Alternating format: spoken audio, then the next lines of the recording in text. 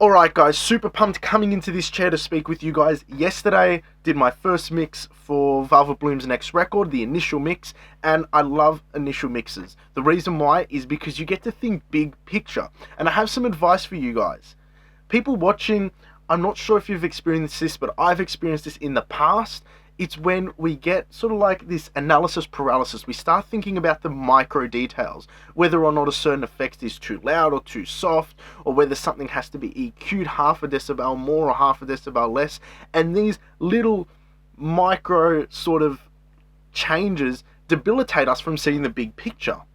And the beautiful thing about starting a mix, at least for me, is that I focus on the big picture, the image, the experience you're trying to create, or I'm trying to create in those instances, for somebody who's going to listen to that record. And I want to put this to you guys, because I know a lot of you working on your own stuff, sometimes you have to mix your own stuff, and that's completely cool, because, you know, every project's different, resources, budget, skill sets, you don't know. And as a mastering engineer as well, I have a lot of projects which come in from people who mix their own records, and some sound amazing, others take a little bit more TLC to get across the line. And for me, I really wanted to put this video out because I want people to know how I start my mixes. I start my mixes thinking of the big picture. Who's going to be listening to this record? How are they going to listen to it? And what is my artist trying to communicate to them?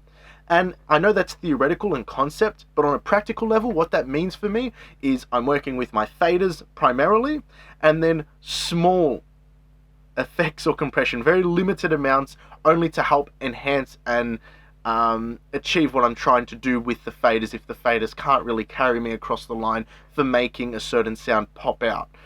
That's how I start my mixes, because you can try to, because how do I put this?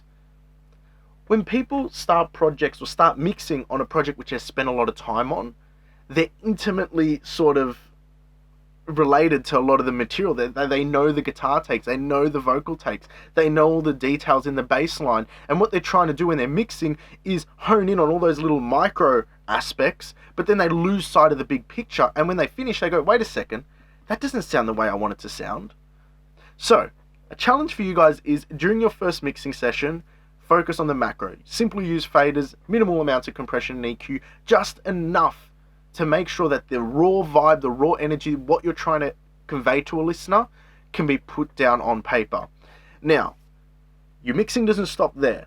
Right now, even though I mixed a record yesterday, I'm not coming back to it today, I'm coming back to it tomorrow. I'm giving myself, my ears, and the whole team, and Maddie and her band members time to breathe. That's what she wanted. She wanted a day, so we're taking a day off. We're not working on it. We're just going to let our ears rest. Then we're going to come back to it tomorrow. Now, tomorrow is not an initial mix. Tomorrow's a secondary mix. So for you guys, after you do those big strokes, that bigger image, the macro, so to speak, of the mix, take some time away from it. And when you come back, then you can see what really sticks and what really doesn't, and then focus in on details.